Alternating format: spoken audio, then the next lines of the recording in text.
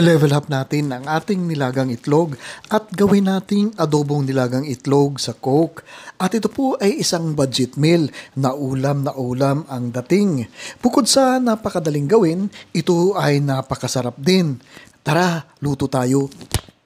Hi, I'm Dance and this is my channel.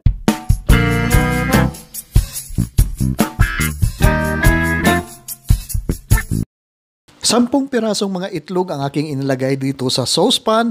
Nilagyan ko lang po dito ng maraming tubig at pagkatapos ay pakukuluin lang po natin ito. Maglalagay tayo dito ng konting suka at saka asin at ilalaga po natin ito over medium heat ng mga 10 minutes po at ito ay ilalagay po natin ilulublub sa isang cold water para mag-stop po ang kanyang cooking process dito. Palalamigin lang po natin ito muna bago po natin balatan ang ating nilagang itlog dito. At kapag nabalatan na natin ang ating mga itlog dito, ay hihiwaan lang po natin ito ng ganito para po manuot ang ating sauce dito.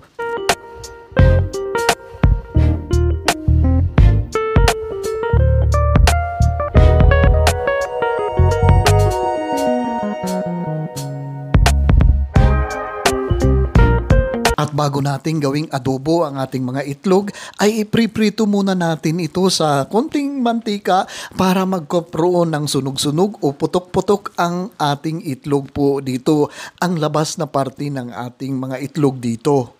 At habang priniprito natin ang ating mga itlog, ay special shout out kay Maria Teresa Ibabaw ng Mandurriao, Iloilo City at saka kay Miriam Wenceslao ng Masbate City at saka na rin kay Delfa Ortega ng United Arab Emirates. Maraming salamat po sa inyong palaging pagsubaybay sa aking mga video recipe dito.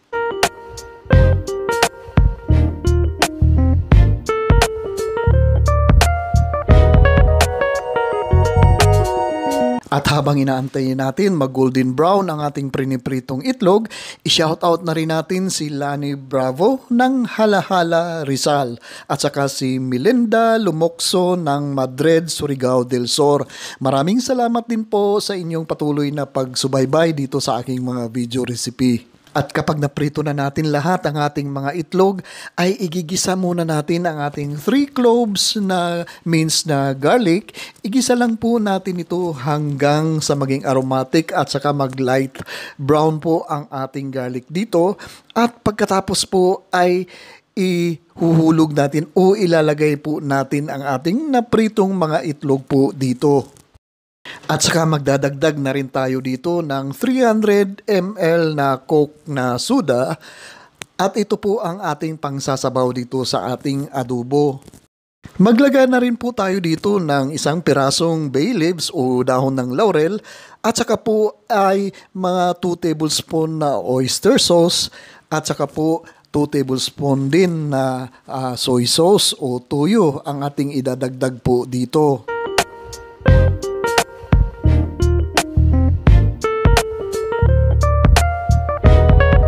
Huwag natin kalimutan din ang 1 tablespoon na suka o vinegar at pagkatapos ay takpan lang po natin habang kumukulo po ang ating niluluto po dito. At kapag mag-reduce na ang ating liquid dito sa ating niluluto, ay tanggalin na natin ang ating takip dito at hayaan na natin na mag-reduce talaga o maging thick ang consistency ng ating sauce dito. At ito po ay luto na po ang ating adobong itlog sa Coke. O, diba, napakadali lang gawin ang ating adobong itlog sa Coke. At kung nandyan pa po kayo nanonood sa ating pagluluto dito, ibig sabihin lang yan ay nagugustuhan nyo po ang video na ito. Paki-comment nyo naman po kung saang lugar kayo nanonood para i-shoutout ko rin ko po kayo sa ang lugar nyo sa susunod kong video uploads.